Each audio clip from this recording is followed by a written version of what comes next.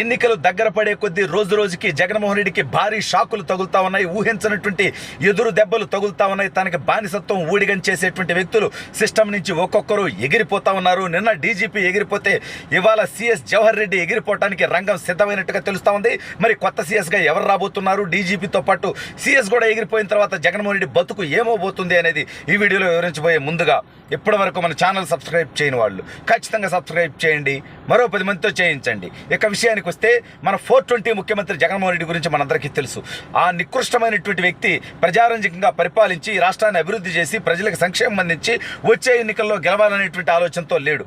కేవలం వ్యవస్థల్ని బానిసత్వం చేయించుకోవడం ద్వారా వ్యవస్థలో తన కులానికి, తన మతానికి, తన డబ్బుకి లొంగేటువంటి వ్యక్తులను పెట్టుకొని వాళ్ళ ద్వారా దొంగ ఓట్లు వేయించుకొని ఎన్నికల్లో రిగ్గింగులు చేసి ఎన్నికల్లో ప్రజల్ని భయభ్రాంతులకు గురి చేసి మోసం చేసి గెలవాలనేటువంటి కుట్రపూరితమైనటువంటి ఆలోచనలు చేశాడు.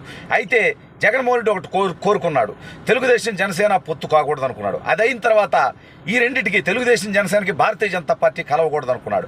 ఎందుకంటే అప్పుడు వ్యవస్థలు తనకి ఎదురు తిరుగుతాయేమో, వ్యవస్థలు తనకి సహకరించరేమో అనేటువంటి ఆలోచన. అయితే జగన్మోహన్ రెడ్డి కోరుకోకపోయినప్పటికీ తెలుగుదేశం జనసేనతో భారతీయ జనతా పార్టీ కలవటం జరిగింది. అయితే అప్పటి నుంచి భారతీయ జనతా పార్టీ మీద కూడా కొన్ని విమర్శలు వచ్చాయి వాస్తవం ప్రజల్లో నుంచి. ఇంకా వ్యవస్థలో ఉన్నటువంటి దుర్మార్గులను తీసి పీకి పారేయలేదు అని. అయితే టైం లేట్ అయి ఉండొచ్చు, కానీ డీజీపీ కసిరెడ్డి రాజేంద్రనాథ్ రెడ్డి జగన్మోహన్ రెడ్డి సొంత సామాజిక వర్గం, సొంత జిల్లా, సొంత నియోజకవర్గమైనటువంటి వ్యక్తిని డీజీపీగా, అది కూడా కేవలం ఇన్ఛార్జి డీజీపీగా పెట్టుకొని అతని ద్వారా తెలుగుదేశం వాళ్ళ మీద అక్రమ కేసులు పెట్టిస్తూ అత్యంత నీచమైనటువంటి కార్యక్రమాలు చేశాడు. ఇంతటితో ఆగాడా? ఓన్లీ డీజీపీ తన కులమైతే అట్ట, మళ్ళీ సీఎస్ కూడా తన కులమే ఉండాలిగా. అందుకని జవహర్ రెడ్డిని తీసుకొచ్చి పెట్టుకున్నాడు. సిగ్గులేనోడు. ఇదే జగన్మోహన్ రెడ్డి అంటాడు, గతంలో తెలుగుదేశం పార్టీ అధికారంలో ఉన్నప్పుడు 35 మంది సీఎల్ని డిఎస్పీలుగా చంద్రబాబు నాయుడు గారు కమ్మ వాళ్ళకి ప్రమోషన్ ఇచ్చారని చెప్పాడు. సిగ్గులేని నీతిమాలినోడు. ఇదే జగన్మోహన్ రెడ్డి దగ్గర హోంమంత్రిగా పనిచేస్తున్నటువంటి సుచరిత గారు అసెంబ్లీ సాక్షిగా చెప్పారు, ఆ 35 మంది డిఎస్పీలలో 2 కమ్మవాళ్ళు అని. అంటే తెలుగుదేశం పార్టీ మీద కమ్మ ముద్ర వేస్తాడు ఈ దుర్మార్గుడు. కానీ ఇతను మాత్రం తన కులానికి సంబంధించిన వాళ్ళు డీజీపీ, తన కులాలకు సంబంధించినటువంటి వాళ్ళు సిఎస్, అది కూడా వాళ్ళకంటే సీనియర్లు ఉన్నప్పటికీ వాళ్ళని పక్కన పెట్టి మరీ ఇచ్చినటువంటి దుర్మార్గుడు. అయితే ఎన్నికల సంఘం ఇటీవల వరుసగా చర్యలు తీసుకుంటా ఉంది.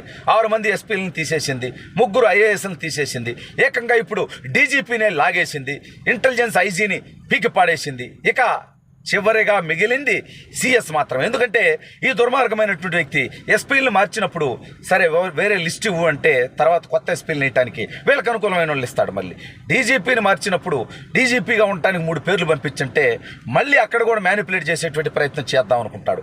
కేవలం జగన్మోహన్ రెడ్డికి బానిసత్వం చేస్తూ ఉంటాడు ఈ యొక్క వ్యక్తి. ఈ రాష్ట్రంలో పెన్షనర్ల మరణానికి కారణం ఎవడన్నా ఉన్నాడంటే జగన్మోహన్ రెడ్డి అయితే A1గా ఉంటే A2గా జవహర్ రెడ్డి ఉంటాడు. ఎందుకంటే వాళ్ళకి ఇళ్ల వద్దకు పెన్షన్లు ఇప్పిరా దుర్మార్గుడా అంటే ఇతను చేసినటువంటి నీచమైనటువంటి పని ఏంటి, నికృష్టమైనటువంటి ఆలోచన ఏంటి?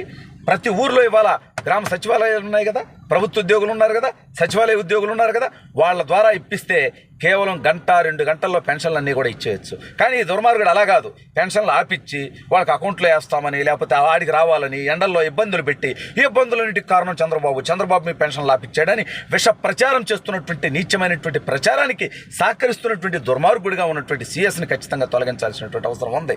అదేవిధంగా ఈ రాష్ట్రంలో ప్రభుత్వ పథకాలు డబ్బులు ఎన్నికలకు 1 రోజుల ముందు 2 రోజుల ముందు డబ్బులు వేసే విధంగా, అంటే ఎప్పుడో ఇచ్చి జీవోలు ఇచ్చి అప్పుడే డబ్బులు ఇచ్చి ఉండొచ్చుగా వీళ్ళ దగ్గర ఉంటే ఎన్నికలకు ముందు ఇచ్చి జగన్మోహన్ రెడ్డికి లబ్ధి చేకూర్చడం కోసం ఇతను చేసేటువంటి నికృష్టమైనటువంటి ప్రయత్నాలు కూడా ఇవాళ ఎన్నికల సంఘం గమనించాల్సినటువంటి అవసరం ఉంది.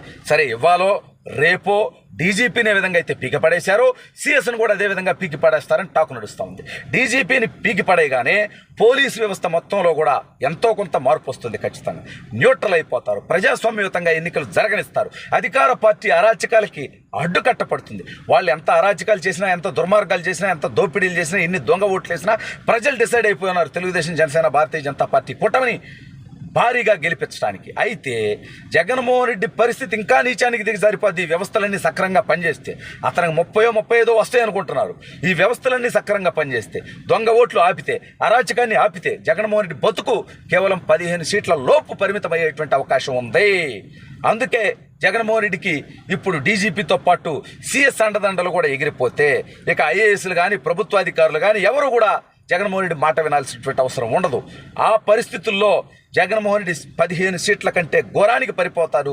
కడప పార్లమెంటులో కూడా ఓడిపోయేటువంటి పరిస్థితి ఉందని వార్తలు వస్తూ ఉన్నాయి.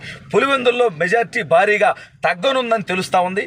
ఈ నేపథ్యంలో ప్రభుత్వ అధికారులకి పోలీసులకి నేను ఒకటే చెప్తా ఉన్నా, అధికారం ఎవరికి శాశ్వతం కాదు. రాజకీయ నాయకులు 5 సంవత్సరాలు అధికారంలో ఉంటారు, మేము 30 సంవత్సరాలు మీరు సర్వీస్లో ఉంటారు.